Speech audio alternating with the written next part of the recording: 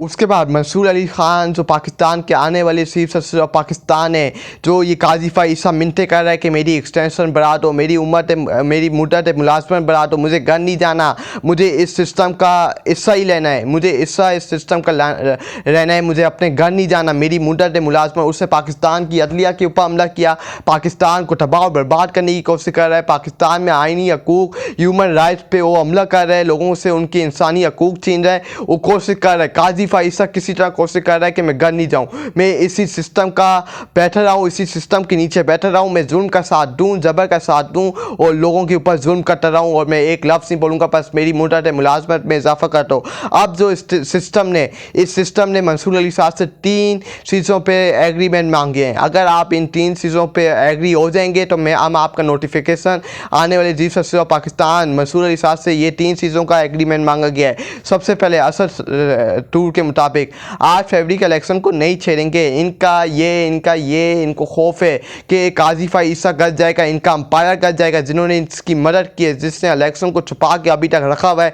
काज़ी ईसा इनके अंपायर अगर गज चले गए तो आने वाला चीफ सदर ऑफ पाकिस्तान मंसूर अली साहब कहीं इलेक्शन को ना छेड़े। इलेक्शन अगर खुल गए तो इनका पूरा सिस्टम बेनकाब हो जाएगा कि किस तरह इन्होंने दानली की है, किस तरह इस हुकूमत को फॉर्म 47 के ऊपर बनाया गया है। ये सब कुछ पूरे दुनिया के सामने, पूरी आवाम के सामने, पाकिस्तान के सामने खुल के रख जाएगा कि किस तरह इन्होंने दानली की है और इनको सिलेक्ट करके आवाम ने इनको रिजेक्ट किया था 8 फरवरी को और इनको सिलेक्ट करके इस मुल्क के ऊपर बिठाया गया है। उसके बाद इमरान खान और तहरीक इंसाफ के केसेस में कोई रिलीफ नहीं देंगे, इमरान खान को हमने बाहर नहीं आने देना। इन्होंने एक और एग्रीमेंट मांगा है कि आप इमरान खान और PTI के कोई केसेस के ऊपर आप कुछ नहीं करेंगे, क्योंकि हमें कोई रिलीफ नहीं देंगे, इनको कोई आप इनके केसेस टेक ऑन नहीं करेंगे, हमें इनको बाहर नहीं आने देना, इनको हमें रिलीफ नहीं देना, हमें इनको प्लेस नहीं देनी जिससे ये उभरें, जिससे ये बाहर निकलें और फिर आज़ाद घूम जाए, हमें इनको कोई प्लेस नहीं देनी, आपने इनको कोई रिलीफ नहीं देना, आप हम पे ये एग्रीमेंट करें। तीसरा और आखिरी,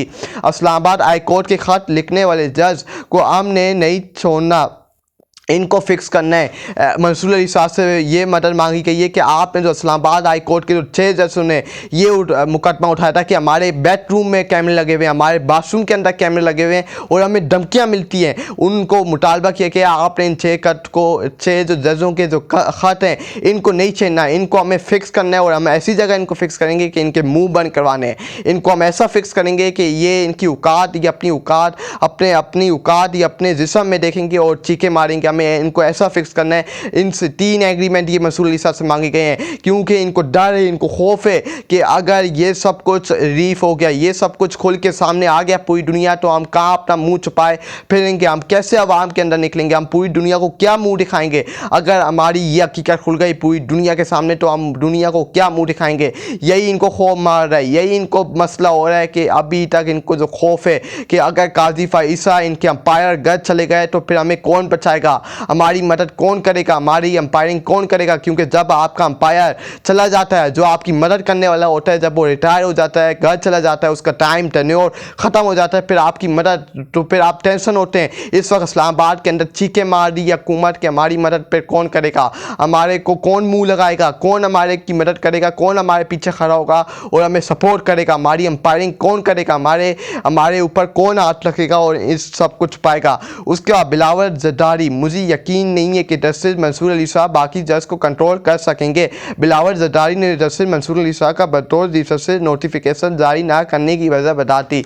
बिलावल भुट्टो जो बड़ी जमहूरियत की बातें करते हैं, जलसे में जाके बड़ी जमहूरियत की बातें करता है, वो बिलावल भुट्टो बिलो रानी कह रही है कि हमें मंसूर अली साहब के ऊपर यकीन नहीं है कि ये जो बाकी जज हैं इनको कंट्रोल कर सकेगा। जो बाकी जज हैं जैसे वकील, बाकी जो उनके साथी जैसे इनको कंट्रोल कर सकेगा, वो कंट्रोल नहीं कर सकेगा। ये इनकी औकात है कि आप आने वाले chief justice of Pakistan Qazi ईसा ने कौन सा कंट्रोल कर लिया, मुझे ज़रा बताइए। काज़ी ईसा के टेन्योर में कितने उनके ऊपर एतराज़ उठाए गए कि आपने ये नहीं किया, आपने ये सही नहीं किया, उससे बहुत बड़ा तो आप उसको बिठाने जा रहे हैं। तो आप मंसूर अली साहब के ऊपर क्या एतराज़ कर रहे हैं? आपको ये खौफ है कि मंसूर अली साहब अगर आ गया तो वो पूरा इलेक्शन को खोल के रख देगा, पूरी दुनिया के सामने सामने खोल के रख देगा और आपकी हकीकत पूरी दुनिया के सामने वाज़ेह हो जाएगी कि किस तरह आप लोगों ने फॉर्म 47 के ऊपर हुकूमत बनाई है, आपने अवाम के मैंडेट के ऊपर कैसे छापा मारा है, आपने ह्यूमन राइट के ऊपर कैसे हमला करने जाए थे,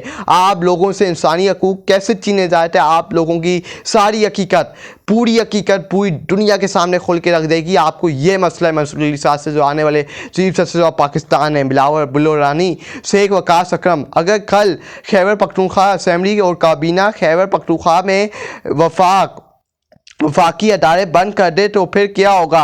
पेशावर डेवलपमेंट अथॉरिटी वफाकी बिल्डिंग्स सील कर दे तो क्या होगा। तमाशा लग जाएगा। इन्हें समझ नहीं आ रही कि ये क्या कर रहे हैं। ये सही बात है, आज इन्होंने KPK हाउस इस्लामाबाद में सील कर दिया, उसको बंद कर दिया, उसके अंदर जाके इन्होंने कब्जा कर लिया और उसको बंद कर दिया। अब उधर कोई भी नहीं आ सकता।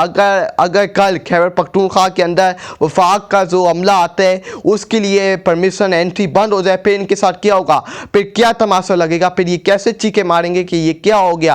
आज इनको समझ नहीं आ रही आज ये क्या कर रहे हैं। कल जब ये अपने घर बार में देखेंगे कि ये हमने फैसले किए, हमने ये आईनी तरमीम की हैं, हमने ये बिल पास करवाए, हमने ये बिल पे हमने साइन किए और इस बिलों को पास करवाया, तो ये चीखे मारेंगे, ये रोएंगे कि ये हमने अपने हाथों से क्या कर दिया।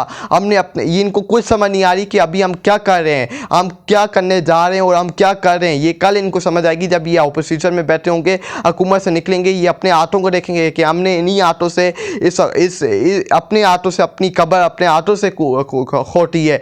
ये कल अपने आप पे चीखेंगे, अपने आप को मारेंगे कि हमने क्या किया है।